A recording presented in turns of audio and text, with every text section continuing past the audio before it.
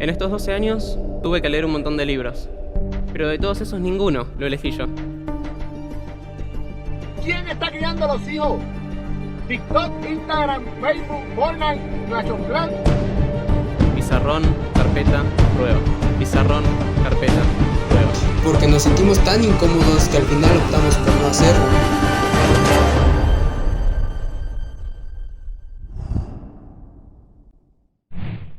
La lectura y comprensión lectora en los jóvenes está totalmente descuidada. Y ojo, que es preocupante. Un país con cultura extremadamente rica, pero con un índice de lectura juvenil de los peores que existen, es imposible pensar que estamos haciendo algo mal en México. Así que partamos de la raíz del conflicto. Y siendo honestos, este tema nos agobia desde hace años.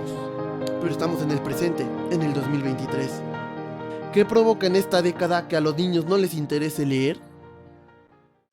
Hablemos de la lectura y la escritura. Sencillo, ¿no? Es algo que realizamos en nuestra vida cotidiana y que se nos es enseñado desde que somos tan solo unos infantes.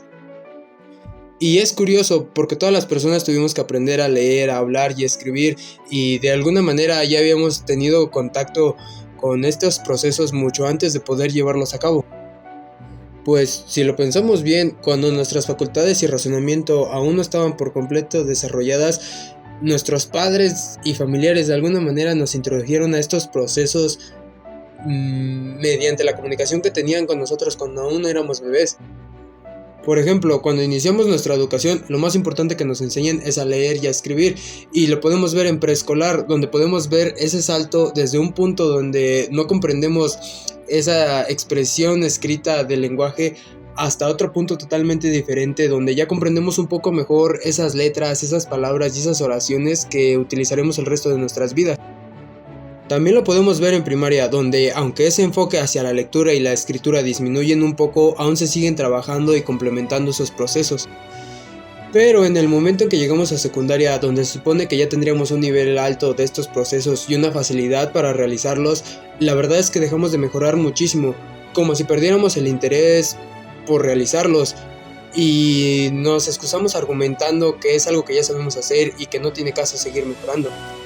Actualmente la forma en la que se trabaja la lectura y la escritura en secundaria varía muchísimo por cada pequeño factor que altera la forma en que se enseña en clase, pero principalmente por cada factor que altera la forma en la que lo trabajamos personalmente. Siendo honestos, la mayoría de nosotros nos quedamos estancados con lo fácil que es leer o escribir lo que queremos porque nos sentimos tan incómodos que al final optamos por no hacerlo. Pero no importa cómo trabajemos la lectura y la escritura, lo importante es que las trabajemos, porque como dice Francis Bacon, la lectura hace al hombre más completo, la conversación lo hace más ágil y el escribir lo hace más preciso. Anil Kasani, escritor y experto en la lengua y literatura, dice que hay que retar a los conocimientos previos de los alumnos, conectar con sus intereses y necesidades para que estos se interesen por la lectura. Emilia Ferreira nos indica que los estudiantes deben construir saberes complejos al aprender a leer y a escribir.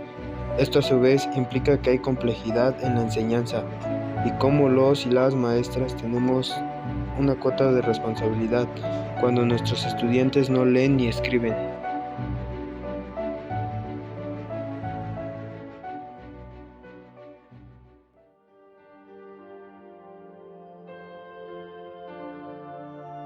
Las generaciones de hoy en día, en específico los de secundaria, utilizan muchísimo las redes sociales. Actualmente, la gente ha sustituido el hablar y llamar con el escribir, la forma de comunicación actual con los mensajes de texto, por cualquier plataforma de chat. Este fenómeno sigue creciendo de forma que afecta a la sociedad. Ha convertido en un acto informal que ha traído con sí un olvido importante con la gramática del lenguaje y un caso importante con las abreviaciones. Al escribir un mensaje recortamos oraciones, en algunos casos hasta las palabras, porque tenemos la necesidad de transmitir las ideas y pensamientos de una forma más rápida y concisa, lo que nos lleva a escribir de mala manera y acostumbrarnos a ello, llegando al punto en el que omitimos los conectores, letras y puntos, que cambian el significado del mensaje.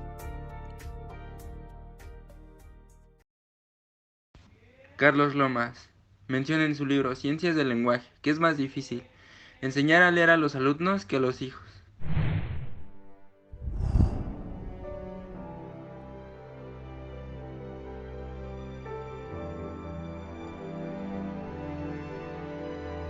México no está ni en el top 10 de países que más leen en el mundo.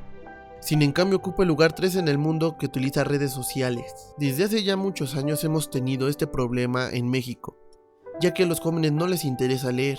Y si bien antes era difícil, hoy en día es mucho más difícil debido a que competimos con tabletas, con celulares, con el internet, lo cual todo está a la mano. Ya nadie lee, no van a la biblioteca, ni siquiera leen el periódico. Es preocupante observar a los niños de secundaria que dominan cada parte de su celular, de sus juegos, de sus filtros, de las redes sociales, pero son incapaces de diferenciar un punto ahí aparte, punto y coma, punto y seguido, comillas. No hablamos de que la tecnología sea mala, al contrario, es muy útil. Tampoco queremos quedarnos estancados en la edad de piedra en donde no podemos utilizar ni en lo mínimo la tecnología, pero creo que viene siendo hora de que hagamos las paces con ella. Dejar de verlo como algo malo y empezar a utilizarla como herramienta. Y hablando de realidad, necesitamos otros planes y estrategias que tengan como principal enfoque el uso de estas herramientas. Comenzar a modernizarnos y no estar atados a la vieja escuela. Escuchar propuestas nuevas, intentar nuevas estrategias, innovar en los planes de estudio, buscar la manera de alentar a los alumnos para que quieran leer, ya que si no les interesa, mucho menos lo van a entender. No somos maestros contra alumnos ni libros contra celulares. Todos somos un equipo con el fin de promover la lectura en nuestros alumnos.